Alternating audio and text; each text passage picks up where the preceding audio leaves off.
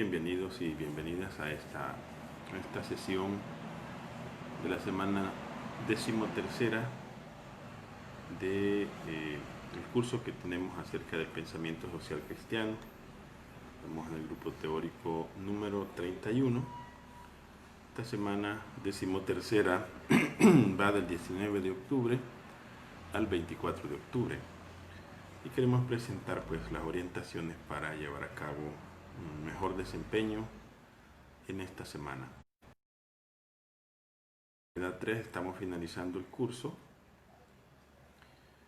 Función práctica del pensamiento social cristiano. Esto va hasta el día 14 de noviembre, con lo cual vamos a finalizar.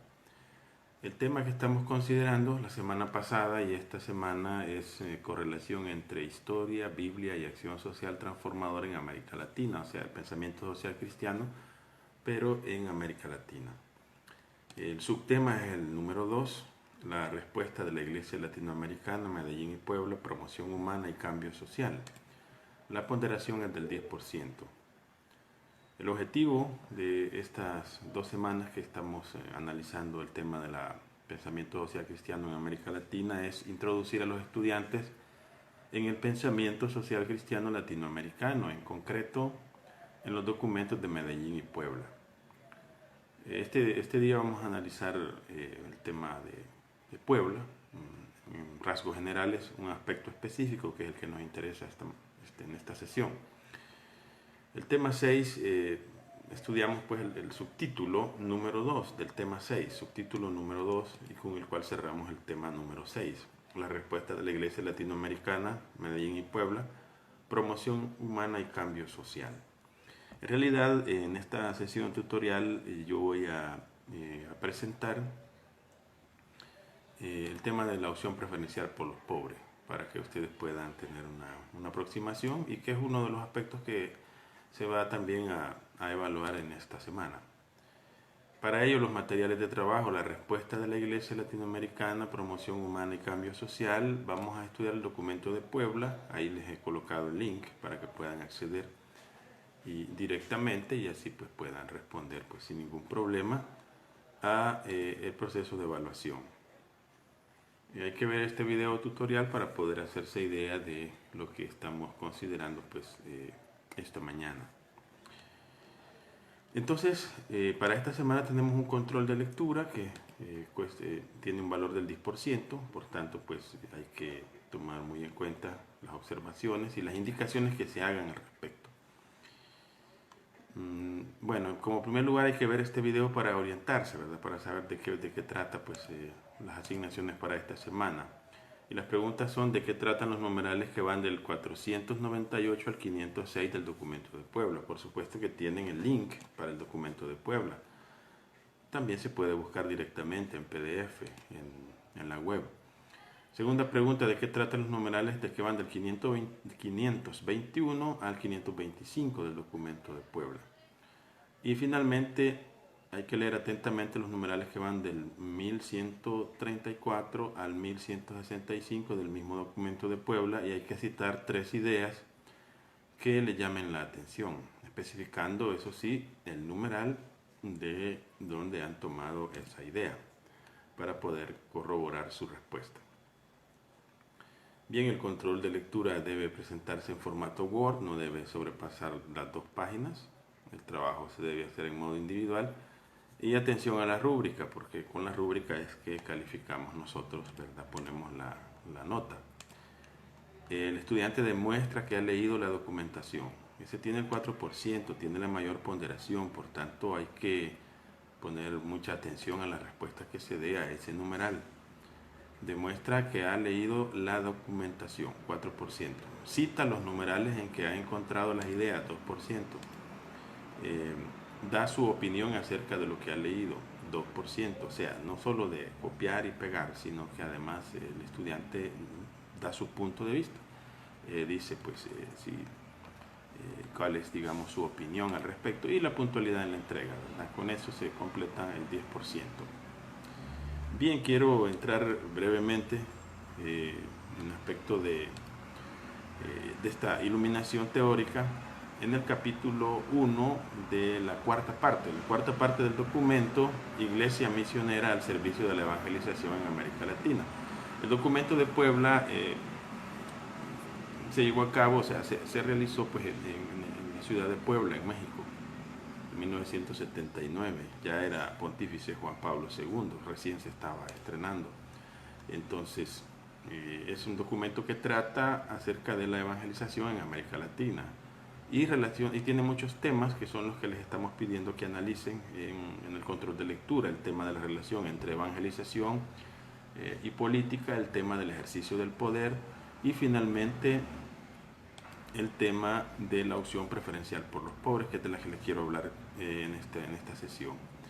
Está colocado en la cuarta parte del documento titulada Iglesia Misionera al Servicio de la Evangelización en América Latina, y es el capítulo número 1 de esa cuarta parte, o sea, cuarta parte, capítulo número 1.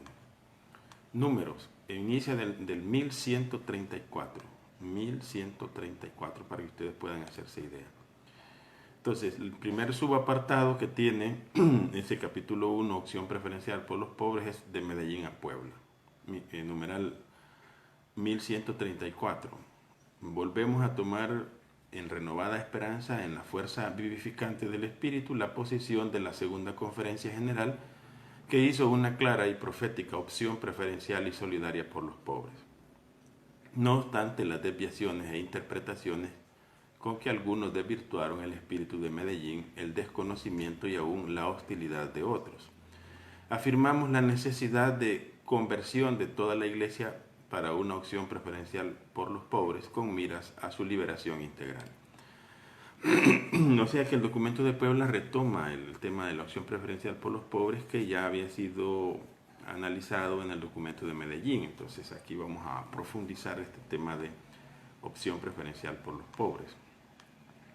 Numeral 1135. La inmensa mayoría de nuestros hermanos siguen viviendo en situación de pobreza y aún de miseria que se ha agravado. Queremos tomar conciencia de lo que la Iglesia latinoamericana ha hecho o ha dejado de hacer por los pobres después de Medellín, como punto de partida para la búsqueda de pistas opcionales eficaces en nuestra opción evangelizadora en el presente y en el futuro de América Latina. O sea que reafirman la continuidad en este tema entre Medellín y Puebla.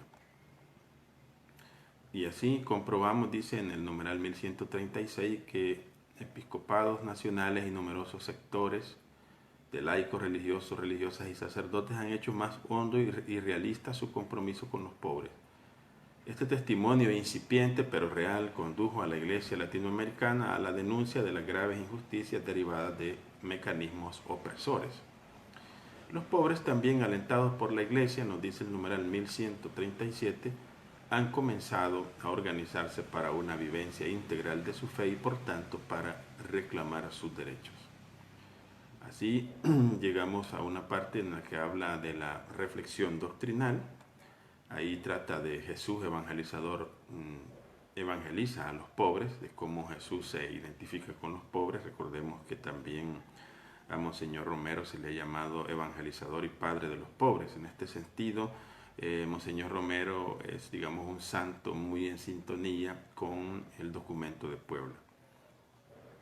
Más adelante, el servicio al hermano pobre. Aquí ya se va hablando del tema del compromiso, digamos, del testimonio de vida que nosotros podemos tener en favor de los pobres. En el numeral 1145, acercándonos al pobre para acompañarlo y servirlo, hacemos lo que Cristo nos enseñó al hacerse hermano nuestro, pobre como nosotros.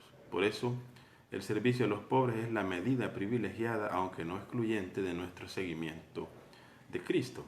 El mejor servicio al hermano es la evangelización que lo dispone a realizarse como hijo de Dios, lo libera de las injusticias y lo promueve integralmente.